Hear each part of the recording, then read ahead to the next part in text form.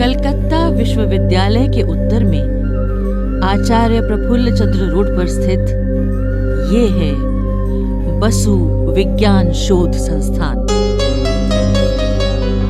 इसके द्वार पर है ये संदेश: This temple is dedicated to the feet of God for bringing honor to India and happiness to the world.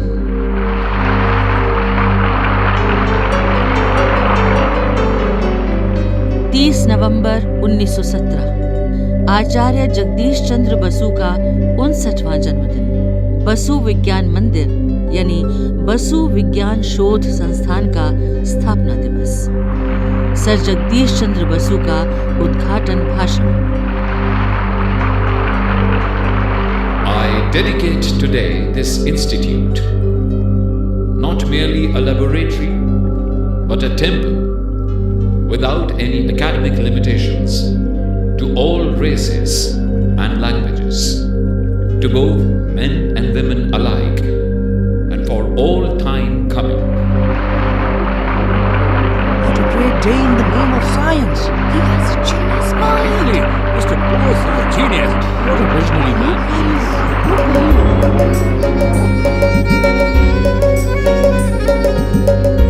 ये हैं भारतीय विज्ञान की प्रथम पीढ़ी के महान वैज्ञानिक आचार्य जगदीश चंद्र बसु। इन्हें जेसी बोस के नाम से भी जाना जाता है। वो एक बहुमुखी प्रतिभा के व्यक्तित्व थे। वो एक साथ भौतिकी विज्ञानी, जीव विज्ञानी, पुरातत्व शास्त्री और साइंस फिक्शन के लेखक थे। उनका बेतार संचार की खोज में अनुपम योगदान है और उससे भी महत्वपूर्ण योगदान है वनस्पति शास्त्र में भौतिकी विज्ञान और प्रौद्योगिकी का इस्तेमाल। ये उनका विश्व स्तरीय शोध कार्य है। अमेरिका से पेटेंट पाने वाले वो पहले भारतीय थे।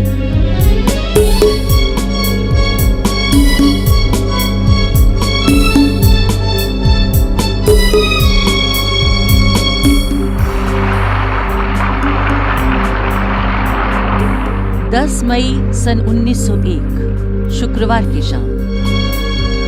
ये है विज्ञान की सबसे प्राचीन संस्था लंदन की रॉयल सोसाइटी का सभागार।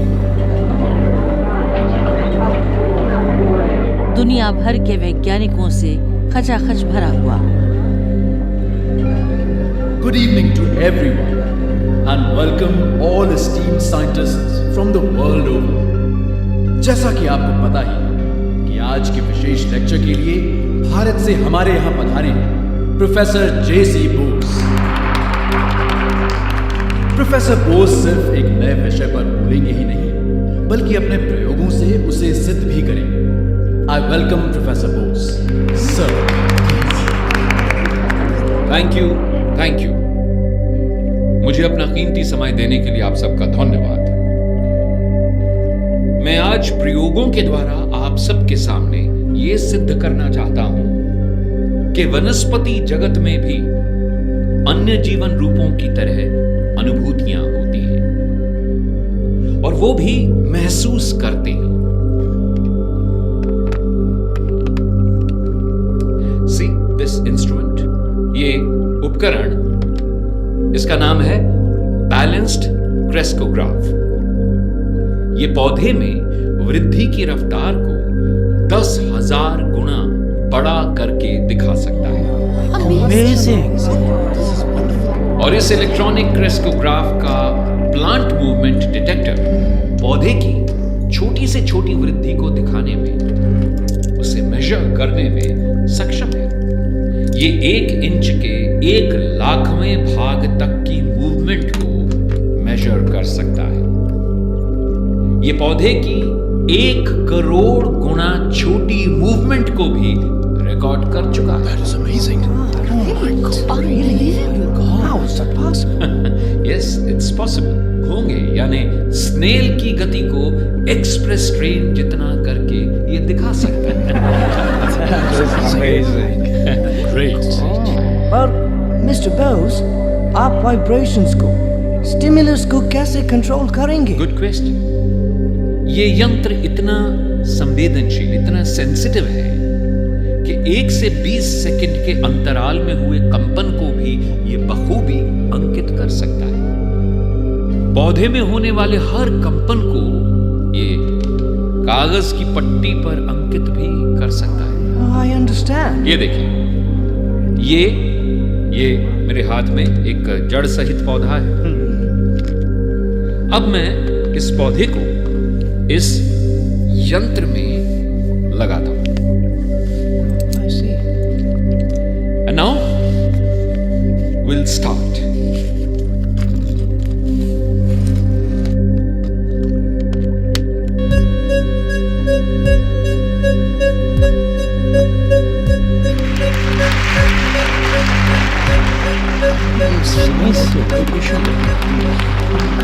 ये हम नए भी एक हाथ भी amazing.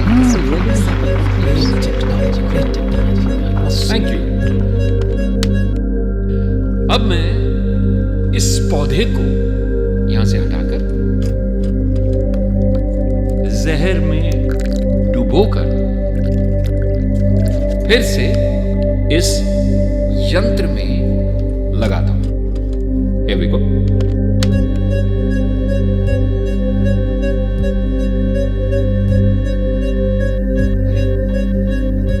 ये क्या हुआ ये?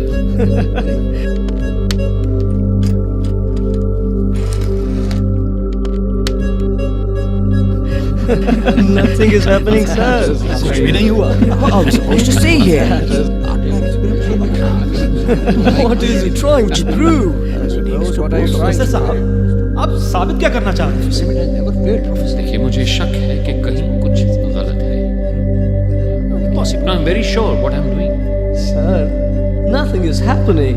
देखिए, अगर ये जहर पौधे को नुकसान नहीं पहुंचा सकता है, तो इसका मतलब ये है कि ये मुझे भी नुकसान नहीं पहुंचा सकता। जी, What are you saying? और इसे साबित करने के लिए मैं इस घोल को पीने के लिए तैयार हूं। एक No, No, Mr. Bose!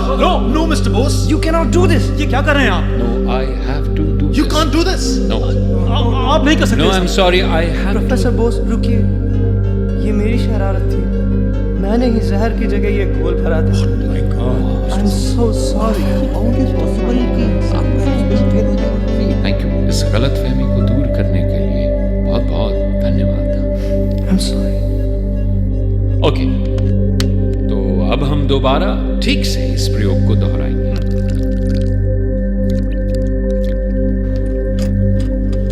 Now, see this vibration recording.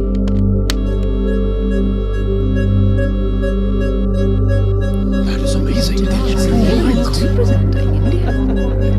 ये तो ऐसा लग रहा है जैसे किसी की छटपटाहट हो।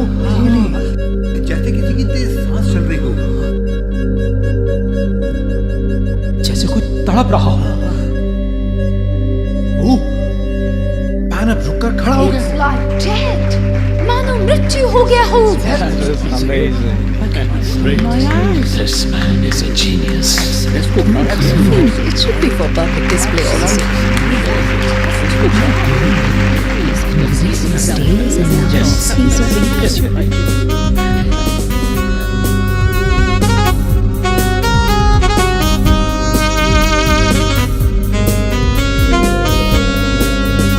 इसके बाद महान वैज्ञानिक जगदीश चंद्र बसु प्रोफेसर जेसी बोस के नाम से विश्व विख्यात हो चुके थे। 30 नवंबर सन 1858 को जगदीश चंद्र का जन्म पूर्वी बंगाल के मेमन सिंह जिले में हुआ। पूर्वी बंगाल अब बांग्लादेश है। बालक जगदीश चंद्र की प्रारंभिक शिक्षा गांव के ही एक विद्यालय में हुई। संवेदनशीलता का गुण जगदीश चंद्र को अपने माता पिता से मिला था और जिज्ञासु तो वो स्वाभाविक रूप से थे ही।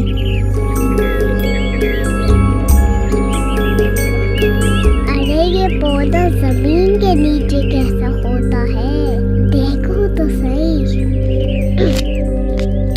ये तो टूट गया। अरे इसके नीचे तो फूल भी नहीं है। जमीन के नीचे फूल नहीं होते। अब ये वाला तोड़ के देखता हूँ। ये पौधा क्यों तोड़ रहे हो? तोड़ के देख रहा था ये पौधा जमीन के नीचे कैसा होता है। बेटा, जैसे तुम्हें चोट लगती है तो दर्द होता है, क्या पता इन्हें भी दर्द हो रहा हो। क्या पौधे भी हमारी तरह रोते हैं? की बोलचे, पर महसूस तो करते ही होंगे, बेचारे बोल भी तो नहीं सकते। क्या सोचने लगी? माँ, जब मैं बड़ा हो जाऊंगा तो जरूर पता लगाऊंगा कि पेड़ पौधे कैसे हंसते हैं, कैसे रोते हैं। पहले पढ़ लिख कर खूब बड़ा तो हो जा, ठीक है अच्छी? माँ, जो स्कूल में मेरे दोस्त है ना मेरे साथ, वो जो मेरे साथ बैठते हैं, मछली की, नदी की बहुत सारी कहानी बताते हैं, पेड़ों के भी बातें बताती हैं। अच्छा माँ, जो तालाब है ना उसके पास। The school days were the happiest days of my life. On my right side sat son of my father's Muslim peon, and on my left side was the son of fisher folk. They told the stories of strange creatures in stagnant pools. From them too I drew my love of nature and skills for making small but intricate instruments.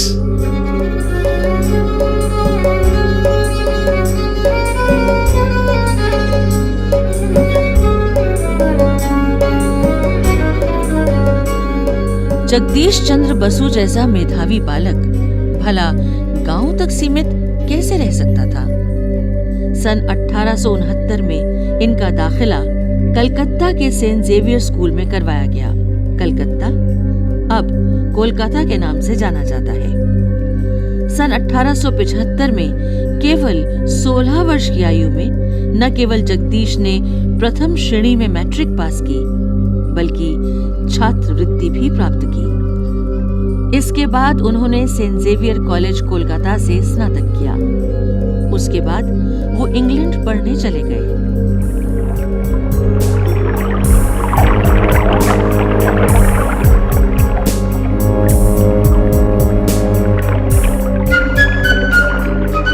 यहाँ से सन 1884 में उन्होंने एक साथ दो डिग्रियां प्राप्त की, बीएससी और प्रकृति विज्ञान में ट्राइपॉस। उच्च शिक्षा प्राप्त करने के बाद बसु कोलकाता के प्रेसिडेंसी कॉलेज में शिक्षक के पद पर नियुक्त हुए। उनकी नियुक्ति तो हुई, लेकिन उन्हें गोरों के मुकाबले केवल आधे वेतन पर रखा गया। स्वाभिमानी और निर्भीक जगदीश चंद्र बसु ने इस अन्याय के विरुद्ध एक पत्र शिक्षा अधिकारी को लिखा और उसके बाद एक दिन सीधा पहुंच गए बंगाल के शिक्षा अधिकारी डायरेक्टर ऑफ पब्लिक इंस्ट्रक्शंस के सामने, जिनका नाम था सर एल्फ्रेड क्रॉफ्ट।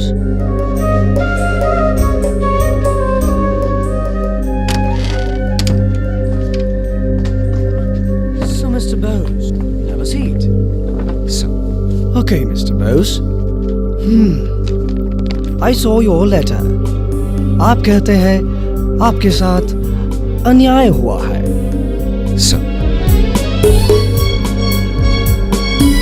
मुझे ब्रिटिश सहयोगियों की तुलना में आधा वेतन दिया जाएगा और आपको ये अन्याय नहीं लगता sir? See, Mr. Bose, you are an Indian.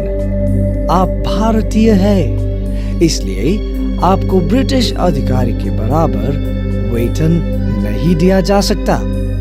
And also, अभी आप what do you call it?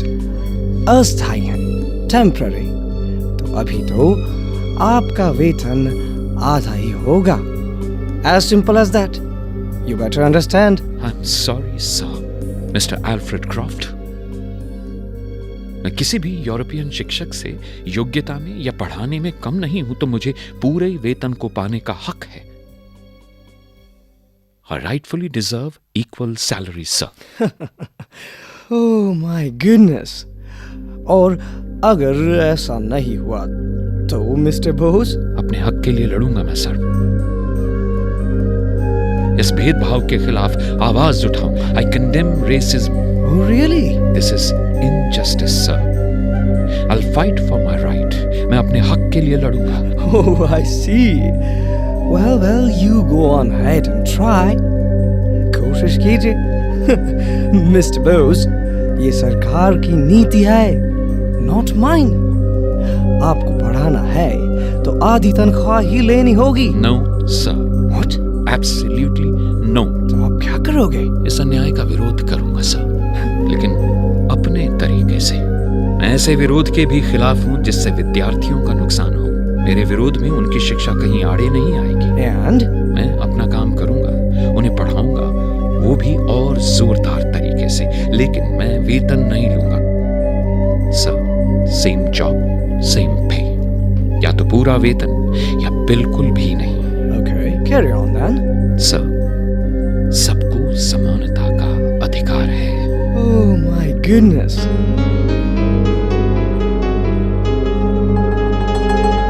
आखिरकार 3 वर्षों के कठिन संघर्ष के बाद ब्रिटिश सरकार को झुकना ही पड़ा और इस प्रकार जगदीश चंद्र बसु को पूरा वेतन मिलना शुरू हुआ, वो भी 3 साल के बकाये के साथ। इसके बाद सर एल्फ्रेड क्रॉफ्ट जगदीश चंद्र बसु के घनिष्ठ मित्र बन गए। सन 1896 में लंदन विश्वविद्यालय ने उनके शोध लेख ड्रिफ्टिंग ग्रेटिंग द्वारा विद्युत तरंगों की लंबाई, इस पर उन्हें डीएससी की उपाधि दी और इसके लिए उन्हें परीक्षा में बैठाने की भी जरूरत नहीं समझी।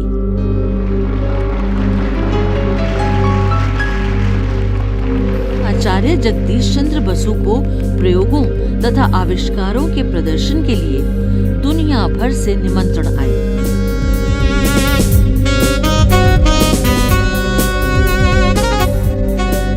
सन 1901 में रॉयल सोसाइटी ऑफ लंदन में, सन 1902 में लिनियन सोसाइटी ऑफ लंदन में, 1914 में यूरोप के कई देशों में उन्होंने अपने प्रयोग प्रदर्शित किए और व्याख्यान दिए। 1919 से 1929 के बीच Copenhagen, Geneva, Paris, Berlin, Vienna, New York और टोक्यो में अपने प्रयोगों से उन्होंने दुनिया को चकित कर दिया।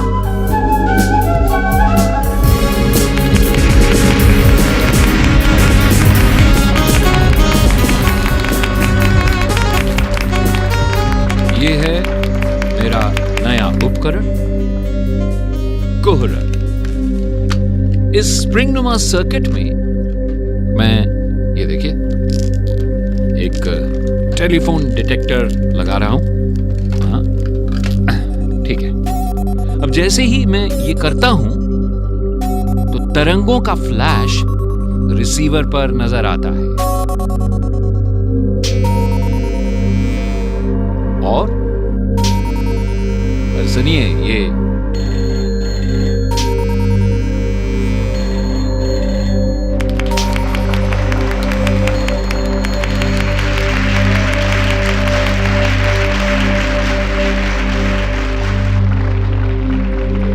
गुएल्मो मार्कोनी को इस बेतार टेलीग्राफी में अपार संभावनाएं नजर आईं और 10 साल बाद 12 दिसंबर सन 1901 को उन्होंने अटलांटिक महासागर पार संदेश पहुंचाने का अपना पहला प्रयोग अंजाम दे दिया।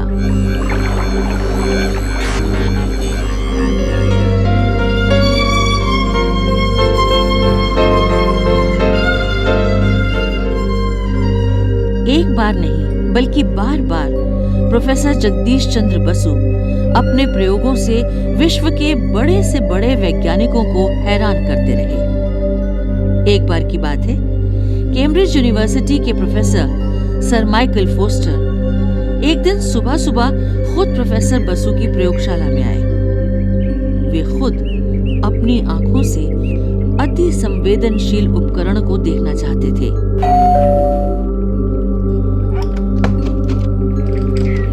Good morning, Mr. Bose. You here? Professor Foster, welcome, sir. I'm really honored. The pleasure is all mine, Mr. Bose. Come, let's move in, please. ये देखिए, ये है मेरा उपकरण. इसका नाम है balanced crescograph.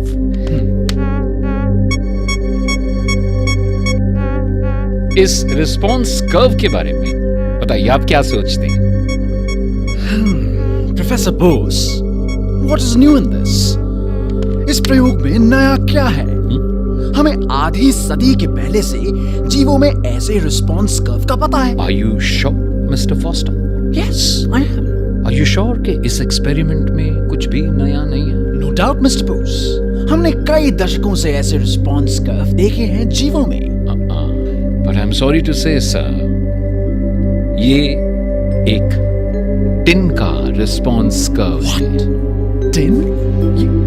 You mean a tin? Yes, sir. You said a tin. Yes. You mean a tin? You said a tin. Yes. You mean a non-living thing? That's it. I can't believe my ears. क्या मैंने ठीक सुना? आपने tin कहा? Yes, Mr. Foster, मैं ये साबित कर सकता हूँ कि लंबे समय तक लगातार काम करके कोई भी मशीन थक जाती है. उसकी संवेदनशीलता कम होती जाती है. जैसे जीव विश्राम करके फिर से काम करने की स्थिति में आ जाते हैं, वैसे ही विश्राम से कोई भी उपकरण फिर से वर्केबल हो जाता है. और बिना आराम, बिना उसका ध्यान रखे जीवों की तरह धातुओं की सहनशीलता भी कम होती जाती है या बिल्कुल गायब हो जाती है. You know, we can call it a death sort of a thing. Amazing, Professor Bose. Amazing. I invite you to the Royal Society of London. आप मेरा निमंत्रण स्वीकार करें और वहां अपने प्रयोगों और आविष्कारों का प्रदर्शन करें. Sure, sir. Why not? Thanks for the opportunity. And really good to have you here, sir. Honored. The pleasure is ours, Mr. Bose.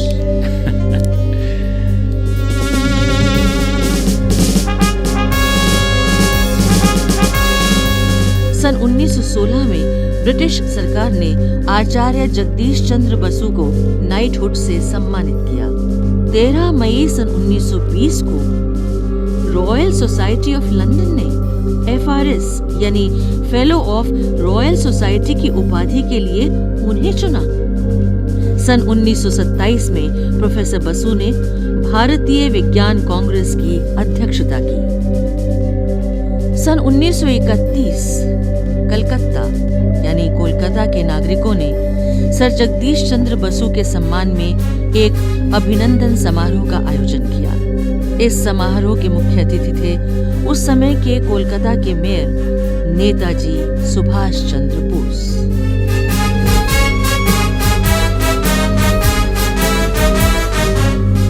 Mahatma Gandhi Jagdish चंद्र बसु से बहुत अधिक प्रभावित थे. दोनों के बीच पत्र व्यवहार होता रहता था.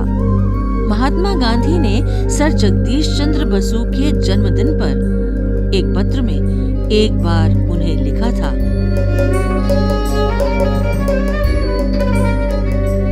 Add my greetings to the many you have received.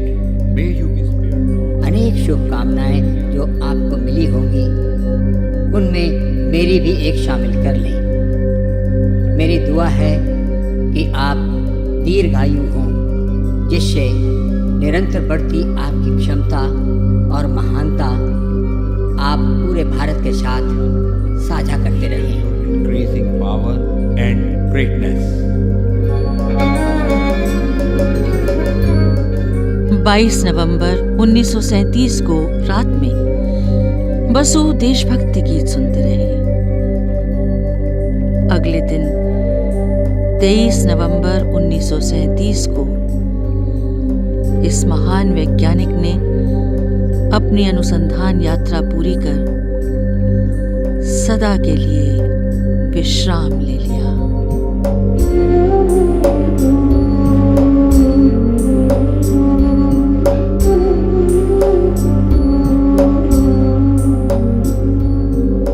आचार्य जगदीश चंद्र बसु, तुम्हें हमारा शत शत प्रणाम.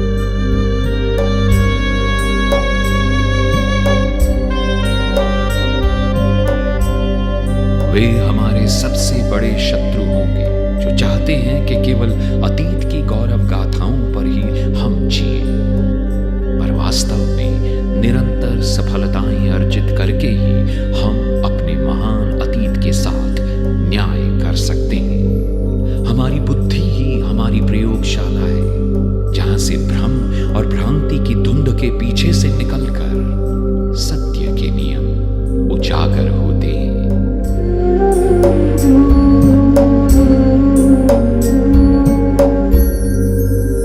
आचार्य जगदीश चंद्र बसु एक विलक्षण और संवेदनशील वैज्ञानिक।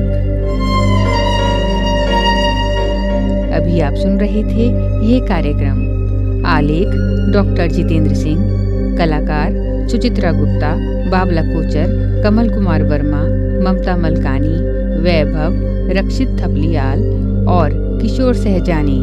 बाल कलाकार निशांत, संगीतकार राकेश पंडित, ध्वनियांकन बटी लैंगलिंगडो और शानू मुक्सीम।